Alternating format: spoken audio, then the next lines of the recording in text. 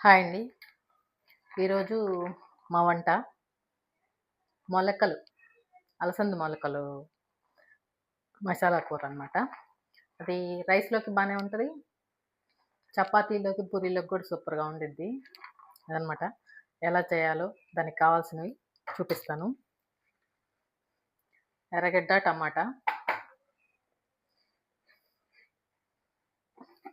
పసుపు, కారం, అల్లం వెల్లుల్లి పేస్టు, దాంట్లో మసాలాకు కావాల్సినవి, దీంట్లో ధనియాలు, జీలకర్ర, చెక్క మొగ్గ అదనమాట ఇది మసాలా. ఆ మసాలాలోనే నానబెట్టిన జీడిపప్పులనమాట. గుజ్జు టేస్ట్‌గా వస్తది. అది గ్రేవీ. పచ్చి కొబ్బరి లేదు. ఎండు కొబ్బరే ఏస్తున్నాను నేను. ఈ 3 మసాలా చేసుకోవాలి. టమాటా కూడా అందులోనే ఏసేసుకుంటాను. ఆ మసాలాలోనే ఈ ఒక పిడికెడేసుకుంటే గ్రేవీ వస్తది. అదే నానబెట్టిన అలసందలు.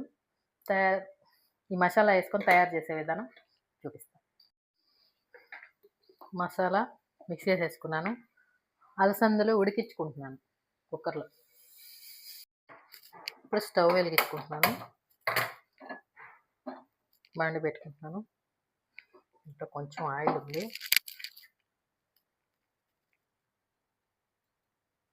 3, 4 స్పూన్ల ఆయిల్ పట్టిద్ది.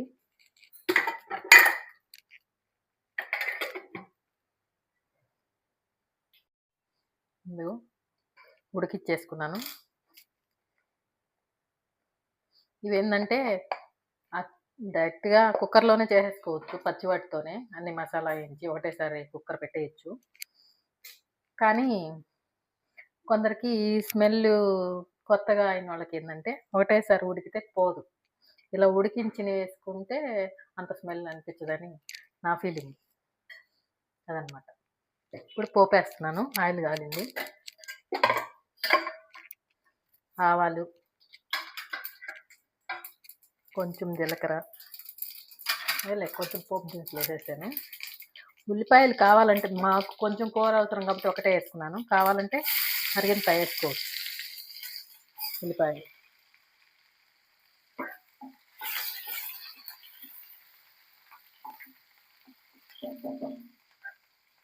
కొంచెం ఎర్రగా కాలనిచ్చి ఎర్రగడ్డ ఎర్రగా వేగింది. ఇప్పుడు కరివేపాకు, కొత్తిమీర కూడా వేసుకోవాలి. కానీ లేదు, నేను కరివేపాకుతోనే కానిచ్చేస్తున్నాను. ఇదిగో మసాలా అదేలే అల్లం తెల్లగడ్డ మసాలా వేసాను. ఇది కొంచెం పచ్చివాసన పోయిందాక వేగిన తర్వాత ఇప్పుడు మనం అన్నీ కలిపి వేసుకున్నాం కదా, కొబ్బరి జీడిపప్పు అది. ఇది కొంచెం వేగిన తర్వాత వేసుకోవాలి.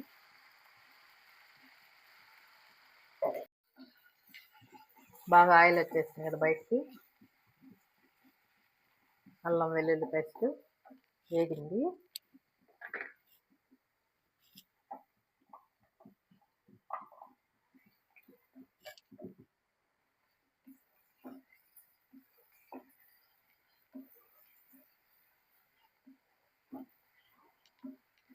ఈ గుజ్జు చపాతీలో కానీ అన్నంలో కానీ బాగుంది.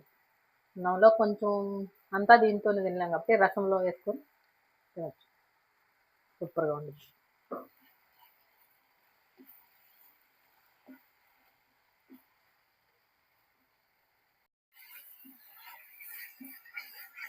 ఆల్మోస్ట్ మసాలా కొంచెం దగ్గరకు వస్తుంది కదా, ఆయిల్ పైకి వచ్చేసిందంటే మసాలా కూడా వేగినట్టే.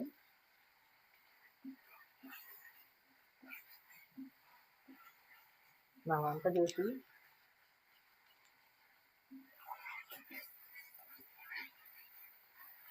మా డాలోడు అక్కడ చేస్తుంది గిన్నెలు పెట్టుకొని, అందుకు వస్తుంది నవ్వు వీడియోస్ చూసి. ఇప్పుడు కొంచెం సిమ్లో పెట్టుకొని పసుపు 1 స్పూను,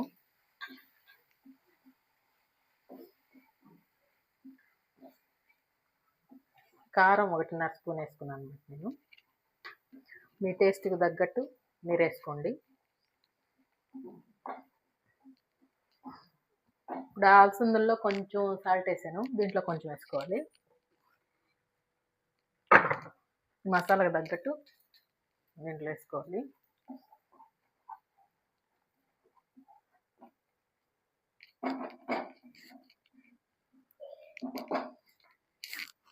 కొద్దిసేపు మగ్గనిద్దాము.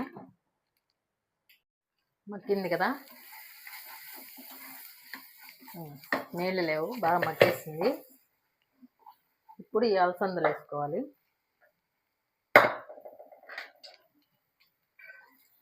నేను కొంచెమే వాటర్ వేసాను, ఎందుకంటే అవి మళ్ళీ వంచేయటం నాకు ఇష్టం లేదు, అందుకే.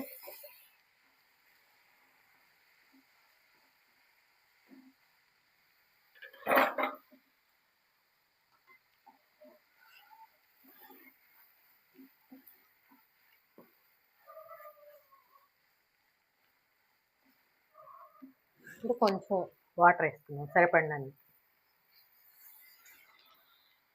బాగా గ్రేవీ గుజ్జు గుజ్జుగా రావాలి కదా. స్మెల్ అయితే అదిరిపోతుంది. మీరు కూడా ట్రై చేయండి. చపాతీ, పూరి, రైస్లో కూడా బాగుండిద్ది. కాకపోతే అంత అన్నం దీంతో తినలేం కాబట్టి కొంచెం రసం బాగుంటుంది. ఉప్పు సరిపోయిందో లేదో చూసుకుందాం.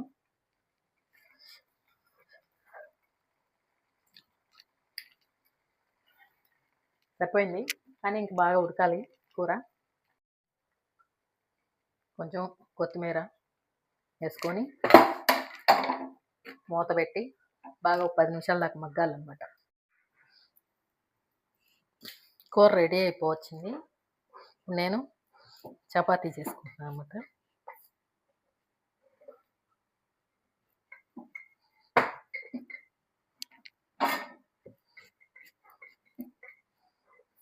అన్నంలోకైనా బాగానే ఉండిద్ది, చపాతీలోకైనా బాగానే ఉండిద్ది, కానీ నేను 2 ఇష్టంగానే తింటాను అన్నమాట.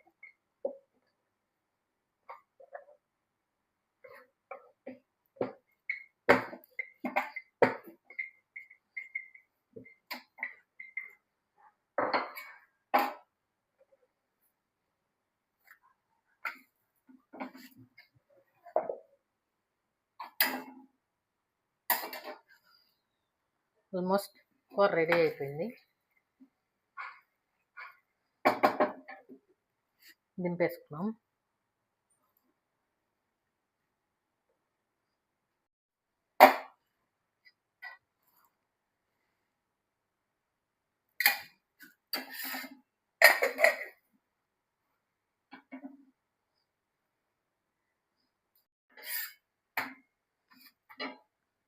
చపాతీ రెడీ అయిపోయింది, రైస్ రెడీ అయిపోయింది. దీన్ని టేస్ట్ చెప్తాను.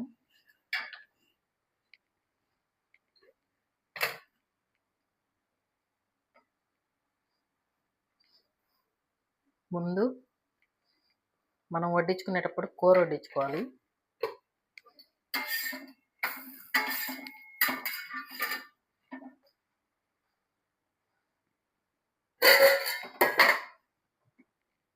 రైస్ కూడా రెడీ అయిపోయింది కదా. ఇప్పుడు వేడి వేడి రైస్, అది దేవుడికి.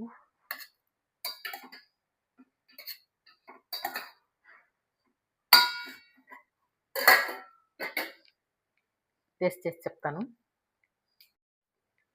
2 కాలిపోతున్నాయి.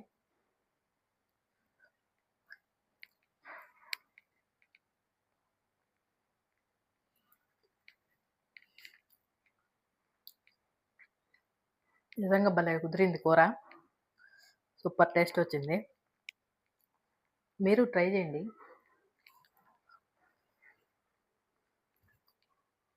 సూపర్గా వచ్చింది. లైక్ చేయండి, షేర్ చేయండి, సబ్స్క్రైబ్ చేసుకోకపోతే సబ్స్క్రైబ్ చేసుకోండి. నిజంగా చాలా టేస్ట్గా ఉంది. అలసందలు మొలకల కూర ట్రై చేయండి.